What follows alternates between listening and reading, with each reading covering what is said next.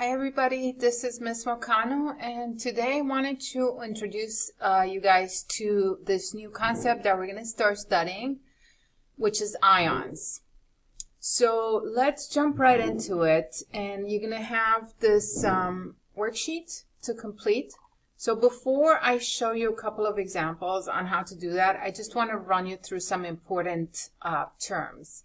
So we already talked about what a neutral atom is in this class. And basically we said that a neutral atom is an atom where the number of electrons is equal to a number of protons. That makes it neutral because the electrons, which are negative, are balancing the protons, which are positive, and therefore we call that neutral. We're going to get into something a little bit more advanced now, which is ions. So an ion is an atom that is not neutral. In an ion, the number of electrons does not balance, does not equal the number of protons. So we have different ways of calling and of writing these ions. A cation, this is a new vocab term that you guys should be familiar with as of right now. So a cation is an ion which is positive. For example, something like this, H hydrogen with a little symbol plus that is written at the top to the right. That is a cation. It's telling us that it is not neutral. It has more positive charges than negative. That's why we have this plus. An anion is a negative ion.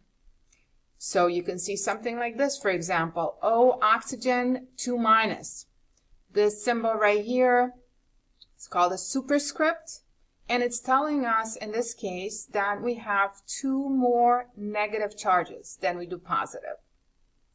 So again, going through these examples, H plus is a positive ion or cation with a charge of, when you just see a plus or a minus, it automatically implies the number 1.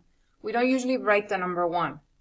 We just write plus or a minus. If you see something like this, where you do have a number before the sign, then that tells you you have 2 extra negative charges. All right, so make sure you're familiar with these terms. Superscript, meaning this little symbol number at the top, right, of the element. That's the superscript.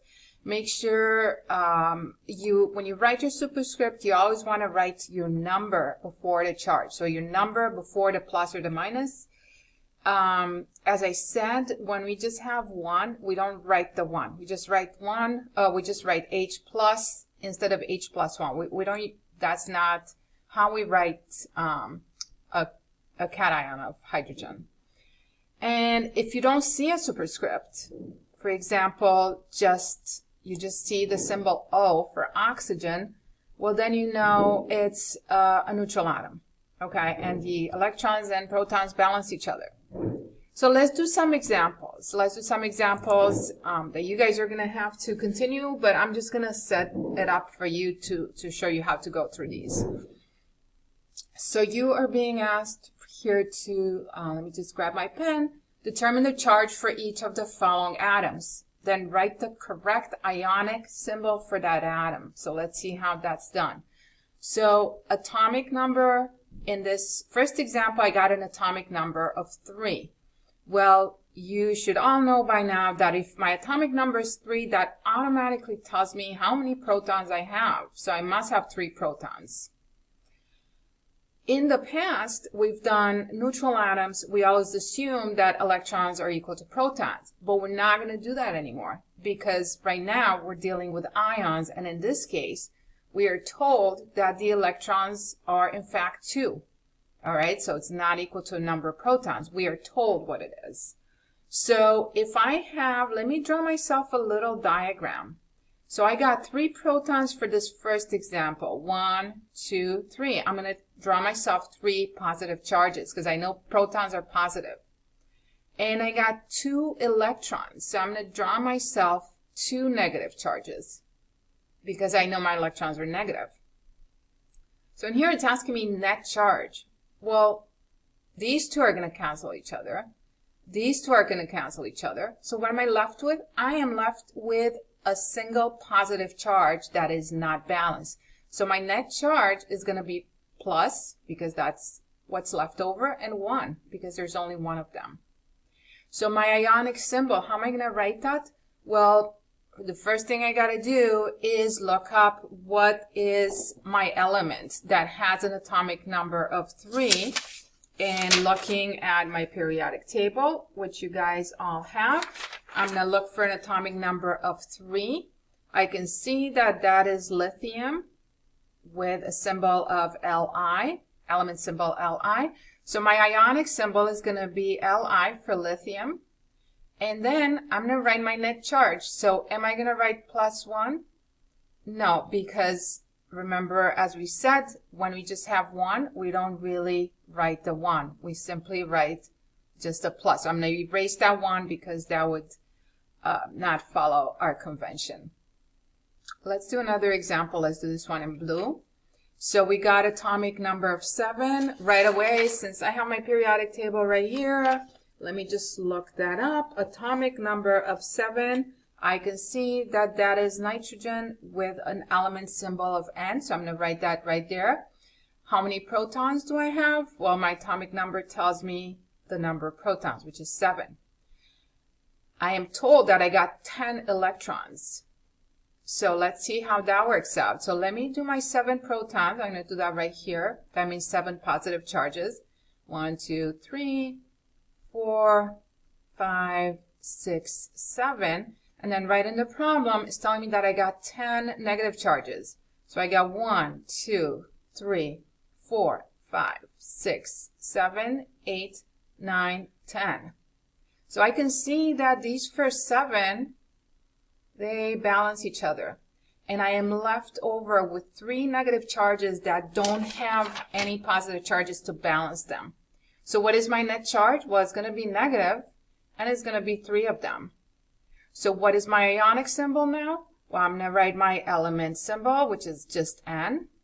And then I'm going to write, remember how we write this is we write the number first and then the sign. So that tells me I got 3 negative charges. Okay? Let's finally do the next example, which is atomic number of 8. Atomic number of 8 is oxygen off my periodic table. That means I have 8 protons.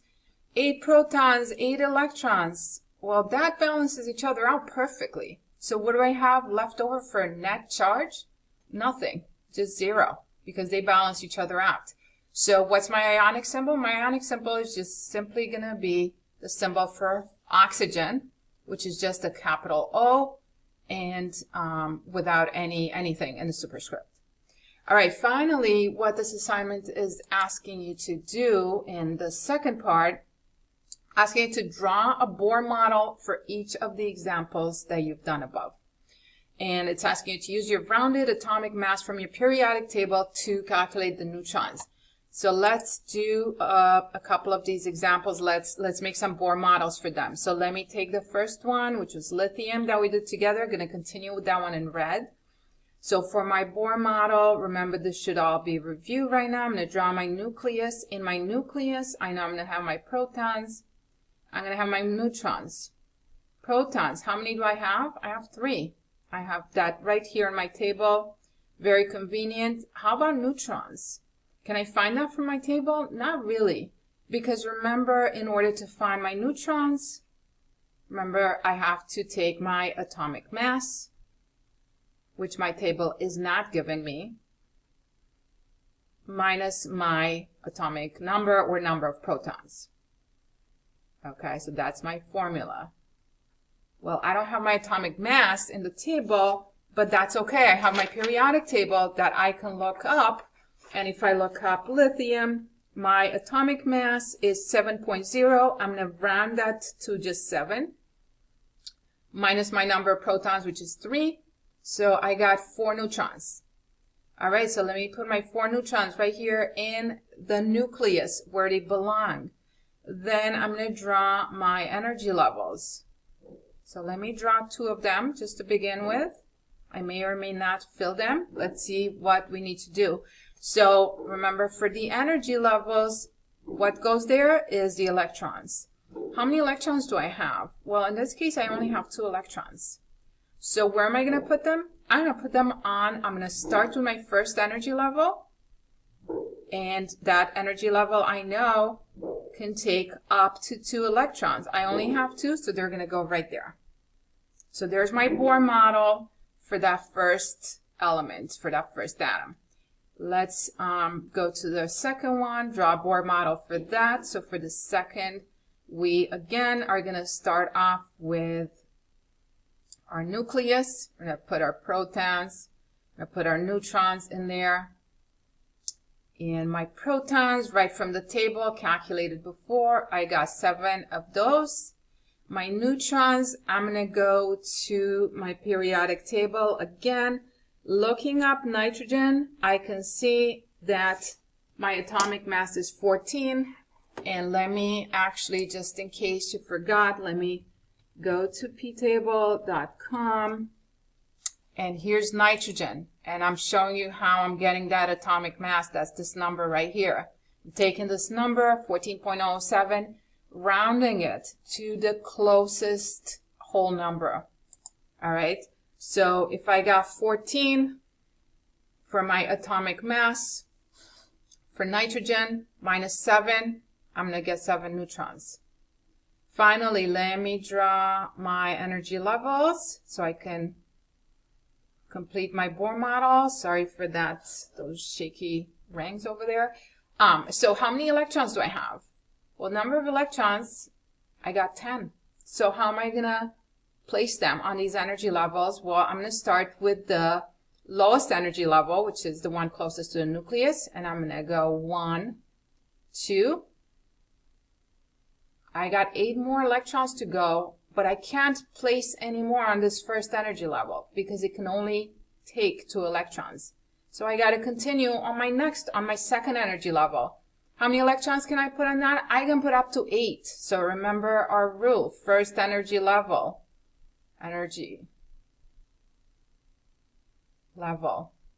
can take 2 electrons. Second can take 8 electrons. And third can take 8 electrons. That's how I know how to place my electrons. So going back to my second energy level, I can put 1, 2, 3, 4, 5, 6, 7, 8 electrons. 8 electrons plus 2 on the first, that I got 10 electrons total. I fulfilled my electrons. And my protons are all set, my neutrons are all set. There's my model. So this is my sodium model. This right here was my lithium. And let's finish up with oxygen. My oxygen model. That's just going to be a regular oxygen model. So just a little bit of review.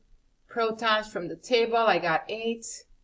Neutrons, I'm going to go and check oxygen on the periodic table right here. I can see atomic mass is 15.999. I'm going to round that to 16. So 16 minus 8, I got 8 neutrons. And according to this table, I have 8 electrons. So let me place those 8 electrons on the energy levels. So 8 electrons. I'm going to start off the first energy level. I'm going to put 2 electrons there. And then I'm going to move on and add 6 more on the second energy level for a total of 8. All right. So there is my Bohr model for oxygen. All right. Hope this was helpful. Please fill in the rest of the assignment following kind of the same methodology. And I will see you guys soon.